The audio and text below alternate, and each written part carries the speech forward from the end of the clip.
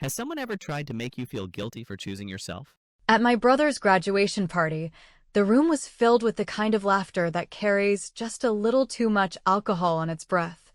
The kind of laughter that comes from people who are celebrating someone else's achievement, as if it somehow validates their own lives. The restaurant was dressed in cheap decorations that my mother insisted were festive, with gold balloons shaped like letters spelling out Ethan's name taped crookedly to the wall, and a cake that looked far more expensive than the textbooks I used to struggle to pay for when I was in college. I sat there, trying to appear proud, even though I had already been bracing myself for the inevitable, the speech. My father always loved a spotlight more than anything else, and the moment his glass clinked against the side of his knife, I knew he was about to deliver one of his signature performances, the kind that wasn't meant to celebrate but to wound. He stood, cleared his throat, and with a dramatic pause that was clearly intended to build anticipation, he smiled at Ethan, then scanned the room in a way that made everyone feel included before he dropped the line that pierced straight through me. To the only child who ever made me proud. The words seemed to echo, bouncing against the walls and right back into my chest, where they lodged like a blade. There was a ripple of laughter, the kind of laughter people give when they don't know if something is a joke, but they decide to play along anyway. Some clapped, others chuckled, my mother's face twisted into a tight smile as though she knew the line went too far but wasn't about to correct him in front of everyone. Ethan beamed, soaking it in as if it were the culmination of his entire existence, a validation of his effortless glide through life. I smiled too, because what else was I supposed to do? You don't make a scene at your brother's graduation party, not when your parents have already decided that your role is to sit quietly and applaud. But my smile felt like paper stretched too thin, ready to tear at any second. Inside, I could feel the familiar burn of humiliation rising, the reminder that no matter how hard I worked, no matter how many times I had bailed them out or covered their mistakes, I would never be the child they bragged about. I could still hear the laughter, see the nods of approval, and feel my stomach churn as if I had swallowed broken glass. Ethan's friends raised their glasses and echoed the toast, shouting his name with the enthusiasm of people who had no idea what kind of man he truly was. My mother dabbed at her eyes with a napkin, pretending they were tears of joy, and I sat frozen, the clinking glasses and cheers blending into a blur of noise that seemed to fade into the background. The only clear thing in the haze was my husband's face across the table. He wasn't laughing. His eyes were sharp, his jaw set, and I knew in that moment that he had finally seen enough. I had spent years swallowing moments like this, telling myself it wasn't worth the fight, convincing myself that silence was easier than confrontation, but my husband had never understood how I tolerated it. He had watched my father diminish me in subtle digs and open jabs, had seen the way my brother's mediocre achievements were painted as brilliance, while mine were either ignored or twisted into liabilities. And while I had always brushed it off with excuses, "That's just how he is," or "It doesn't matter anymore," he had never stopped noticing. Tonight, it was clear he wasn't going to let it slide. I shifted uncomfortably in my chair as Ethan raised his glass again, basking in the glow of being the only child worth being proud of. My husband's hand moved under the table, his fingers brushing against the inside of his jacket pocket, and I felt my pulse quicken. He leaned back slightly, his eyes never leaving my father, and a small, almost imperceptible smirk curved at the corner of his mouth. I knew that look. It was the look he wore when he had already made a decision, the look of a man who wasn't about to back down. I tried to catch his eye, to silently plead with him to let it go, to remind him that this was supposed to be a night of celebration, not war. But his gaze was steady, unwavering, and it carried a kind of quiet fury that both frightened and thrilled me. The air seemed heavier, the laughter around us thinning as though the room itself could sense the shift. My father raised his glass higher, still basking in his own words, still oblivious to the storm about to break. I pressed my lips together, forcing myself to stay silent, even as my heart raced in anticipation. Because in that split second, I realized that the humiliation I had carried alone for years was no longer just mine to bear. My husband had decided to carry it too, and he wasn't going to do it quietly. I thought I would have to swallow it like always, to let the wound fester in silence while the rest of them toasted and laughed. But then I saw my husband's hand slip fully into his pocket, and for the first time in my life, I wasn't sure if I wanted him to stop. The first time my father asked me for a small loan, he did it with the same casual tone he used when asking for the salt, a practiced lightness that pretended there was no weight to the request, no history behind it. Just a grown man reaching for help the way you reach for a condiment, and I remember standing in my cramped apartment with the paint flaking from the bathroom ceiling, staring at the number on the screen that he said would float him until Friday, even though Friday never seemed to arrive for him, and thinking that if I sent it I would buy a little peace, a little approval, a little seat at the table where love was passed around like bread. It kept happening, the way rain keeps happening in a bad week. Not a storm that knocks down trees, just a steady, irritating drizzle that soaks everything before you realize you are wet, and it had different names each time. A gap in the mortgage because of a clerical error, a deductible after an unexpected dental bill, an emergency plane ticket that somehow never produced a boarding pass, and I learned the choreography of it the way you learn a coworker's coffee order. Because it was always the same. A sigh, a story, a joke about how pride is for people who can afford it, and then the hook, sweetened with a promise to make it right that never once materialized. I told myself I was a decent person, told myself I was doing what a daughter does when a parent is struggling, even though he never called it struggling, even though he insisted it was temporary. The way a bad economy is temporary and a cold snap is temporary, and the way you not being good enough is, apparently, permanent. I told myself I was not being used because he always called me kiddo in those messages and because he occasionally added a stray compliment like a waiter tossing an extra packet of ketchup into the bag, a meaningless gesture that somehow still makes you feel seen. My husband watched it happen over the years with the patience of a man standing beside a traffic light stuck on yellow, and he tried to talk to me about it with care, never wanting to insult my family. Never wanting to be the outsider who tells a daughter that her father is taking advantage, and yet there were times when he would look at the calendar, then at our savings, then at me, and I could see the math he was doing on my behalf. The quiet tally of how many temporary gaps we had filled. While my father told anyone who would listen that I had chosen a frivolous career, that I was unserious, that Ethan was the one who would go places. The receipts lived in drawers and email folders like little ghosts, screenshots of transfers, photos of checks, bank notices marked confirmed, and I never opened them because the proof would force the conversation I didn't want to have. The one where I admitted that generosity had become a leash and that I kept tightening it around my own neck every time I said yes. So my husband quietly collected them while I quietly avoided them, and we lived inside that polite stalemate because peace, even a dishonest peace, can feel safer than the truth you know will break things you can't put back together. This week, when my mother sent the invitation with the gold digital confetti and the clip art cap and the time and place written like it was a coronation, I felt that familiar mixture of pride for my brother and dread for myself. And I told my husband I would go and smile and be gracious and not take any of it personally, and he listened, nodded, and then asked a question so gentle I almost missed the blade in it. Did I want the cycle to end, or did I just want it to be quieter? I laughed, said the cycle would end when things were different, and he tilted his head and said, in that voice he uses when he is about to solve a problem I haven't admitted out loud, that sometimes different needs a little help arriving. The morning of the party, while I curled my hair and practiced neutral facial expressions, he made 2 phone calls and wrote 1 short email with my permission. Nothing dramatic, nothing that would end up on a billboard.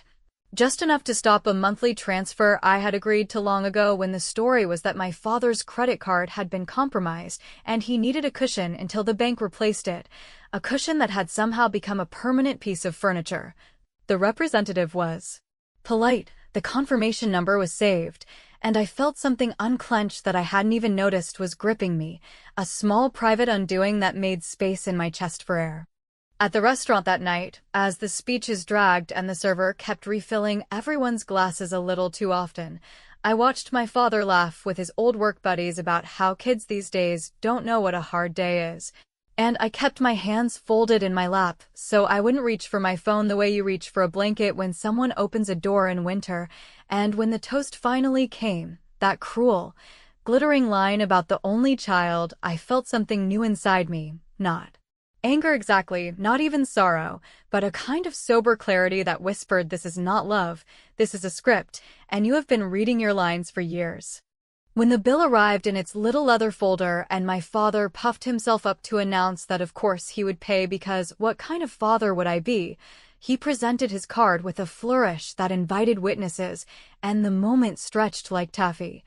Polite smiles stuck to everyone's faces until the server returned with the careful tilt of the head that means a conversation will be required, and my father laughed a little too loudly and told her to try it again because machines make mistakes all the time. The second time produced the same soft apology, and now heads were turning, and my mother's hand was on the pearls at her neck, and my brother was busy studying the tablecloth like it held the answers to adulthood. I didn't say a word, because I had already done my part that morning, and even though the justice of it was private, the effect was thunderously public, and as my father sputtered something about calling the bank and maybe the limit and maybe the system being down, my husband leaned forward with the calm of a man turning a key in a lock, placed one steady hand on the folder, and said, almost conversationally, that there was no need to guess when we could simply look at the facts, after which he reached into his jacket and produced a neat, quiet stack of bank statements whose weight, I knew, would be felt by everyone in the room long before a single page was read. The thing about being related to a golden boy is that the shine rubs off on your clothes, but never on your name, which means people assume you are lucky to stand near him while also assuming you had nothing to do with the polish, and I learned that early. In those long evenings at our scarred kitchen table when I ghost wrote Ethan's scholarship essays under the banner of brainstorming, stitching together his scattered anecdotes about community service that mostly consisted of carrying folding chairs to the gym, and I remember the way our father would wander through, clap him on the shoulder, and say that true leadership can't be taught, then walk past me as if I were the lamplight, useful but not worth a second look. It kept going year after year, the quiet rescues that no one puts on a banner, like the time he called me from the dorm's concrete stairwell whispering that his meal plan had accidentally run out and he just needed a bridge. And I drove over with grocery bags and a smile because he looked like a sad golden retriever, and I have always been a sucker for creatures who don't know they are in trouble, or the time he blew the first rent payment on a weekend that somehow stretched from Thursday to Tuesday, and I covered his deposit on the apartment with the charming brick wall and the impossible landlord, telling myself it was an investment in peace because a family without late-night emergencies is worth more than a savings account you only see twice a month. By the time the cap and gown showed up, pressed and perfect like an apology from the universe, the myth had hardened. Ethan the self-propelling comet. Ethan the kid who always lands on his feet. Ethan who is the living proof that potential is a plan. And I watched our father orbit that myth with a reverence usually reserved for church, quoting the line about promise whenever he needed to ignore the ledger of reality that lived quietly in my email archive, each transfer a lonely bead on a string that only I seemed to carry. So when he stood there that night, flushed with attention and smug with the kind of confidence you can only get when the world has never truly said no, I felt that old mixture of tenderness and resentment tug at me, because I do love my brother. I love his crooked grin and the way he once fixed my wobbly coffee table by wedging a paperback under the short leg and calling it mid-century problem solving, but I also know the cost of his shine, and I knew as the server hovered with the declined card and the room tightened with curiosity that the bill for the story we've been telling was finally being presented to the correct table. My husband laid the statements down like a dealer who understands odds better than the men at the table, and the hush that followed was almost gentle, a soft collapse of noise as if the room were taking a breath together, and I saw Ethan's smirk flicker. Not because he fully grasped what was about to be revealed, but because you can feel when gravity shifts even if you don't know why, and he glanced at me in that big brother way he uses when he wants me to smooth something over, to be the adult who makes the awkward disappear, and in that moment I decided that my kindness, which has always been a door left unlocked, would have a latch tonight. Because fairness, like patience, sometimes needs a nudge. I had sent a message that afternoon while my curling iron heated and my husband found his tie. A simple, polite text to Melissa, the fiancé with the diamond that could flag planes. Attaching a handful of screenshots from old transfers labeled things like bridge money for deposit, bookstore emergency, and utilities catch-up, along with 2 cheerful Venmo notes from Ethan's best friend fondly memorializing nights out that cost the same as a used car tire. And I wrote that I adored her, that I wanted her to start married life with the truth, and that I was done pretending generosity is the same as being invisible. Now, as the leather folder sat between my husband's steady hand and my father's trembling one, Melissa's phone lit up with that bright, unmerciful glow that makes everyone at a table look down, and she scrolled, blinked, scrolled again, and pressed her lips together in a way that made me think of freshly poured concrete, smooth and final, while Ethan, noticing the stillness spreading beside him, leaned in and whispered her name with a sweetness that used to work on me, except this time it slid right off. I do not delight in humiliation, even when it is deserved, but I will admit there was a quiet, cooling satisfaction in watching the story adjust itself to fit the facts, and when Melissa lifted her head and asked him, in a voice that could cut silk, why the note for bridge money had a date that overlapped perfectly with the weekend, he told her he had covered the bachelor party costs for a friend out of his own pocket, because that's what men do. I felt the room lean toward us, hungry for the sequel that I was not going to narrate for them. My brother looked at me then, not with rage but with a kind of wounded confusion, like I had turned off the music mid-song, and I held his gaze without flinching, letting him see that love with boundaries is still love. It is just love that refuses to be a ghost. And he opened his mouth to speak just as my husband, patient as a clock, tapped the top page of the stack and said that before we all start rewriting history, it might help to read it, a suggestion so calm it landed like a verdict, and as my father reached with shaking fingers for the first statement, I saw the number circled in my husband's neat pen, the monthly transfer labeled Family Support Fund, and I understood that the next minute would be the hinge the whole night swung on. Because once those lines were out loud there would be no putting the genie back in the bottle, and the bottle, truth be told, had already rolled to the center of the room. My father tried to outrun the paper the way people try to outrun a mirror, with jokes and noise, and a burst of indignation that sounded rehearsed from too many years of not being challenged. And he reached for the first page as if he were opening a menu instead of a ledger, while my mother hovered with a tremor in her smile that said she could feel the ground shifting, but would rather pretend it was only the lighting. And Ethan watched the exchange with the confused faith of someone who has never truly had to read the fine print because someone else always summarized it for him when the bill arrived. My husband didn't raise his voice because he never needs volume to land a point, and he simply asked my father to read the top line out loud for the room so there would be no accusations later about context, and my father, who loves audiences until they ask for clarity, cleared his throat and read the bank's name, the account number masked, but unmistakably his, and the phrase recurring transfer received, which he tried to glide past until my husband, polite as a judge, tapped the circled amount and asked him to keep going, and the room went still in that very American way people get quiet when money is being discussed, because they know the numbers always tell the truth even when the people don't. He read the figure, tripping over each digit like a man stumbling down a staircase he swore he had never seen before, and when he reached the memo line my husband had highlighted Family Support Fund in my handwriting, written back when optimism felt like a job description, the little laugh my father tried to push out died in his throat, the sound collapsing into a cough as if his own body refused to participate in the performance.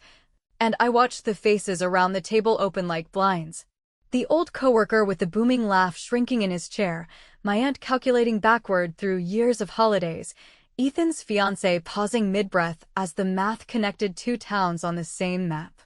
He shuffled to the next page, then the next, the stack heavier in his palm with every month he pretended he didn't remember, and the dates marched forward across weddings and birthdays and layoffs and promotions.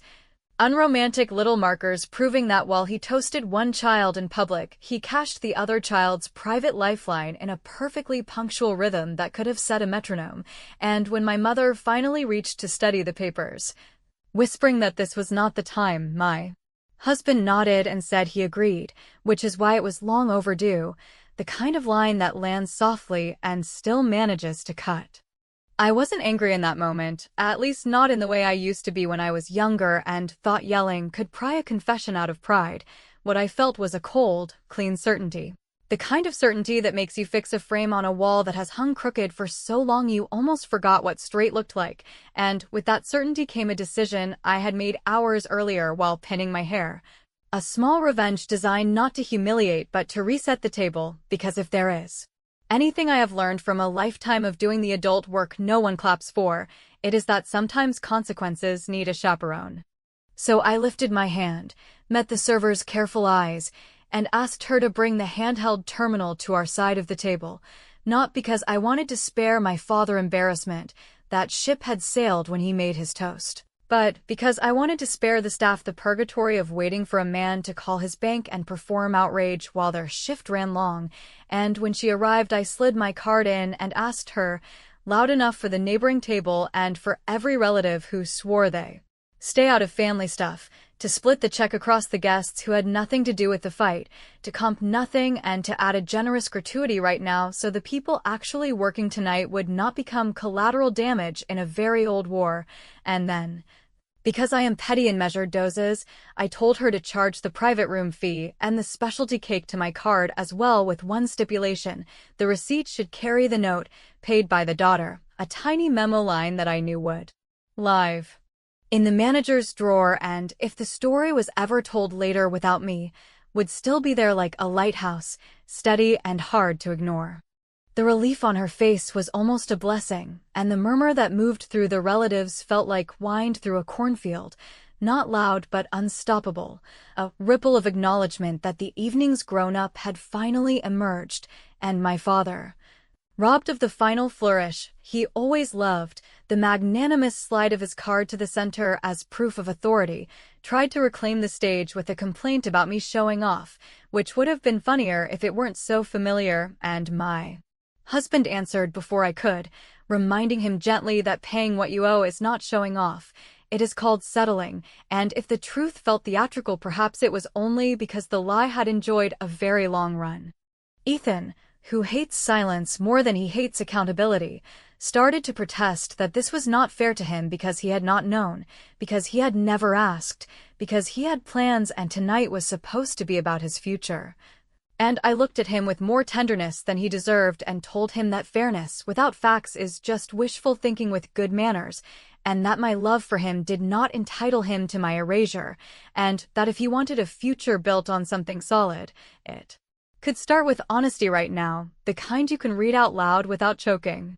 My revenge, modest and surgical, was done, the staff protected, the performance cancelled, the ledger spoken into existence, and the room sat in that strange, echoing quiet that follows a bell you cannot unring, and I could have ended it there. Could have gathered my coat and my husband's hand and left them to argue over the semantic difference between help and denial, except that my husband, who understands that truth is a sequence not a moment, rested 2 fingers on the next page, waited for the room to inhale, and asked, almost kindly, the question that pulled every eye back to my father as if gravity were a word: where do you think the down payment on this house really came from?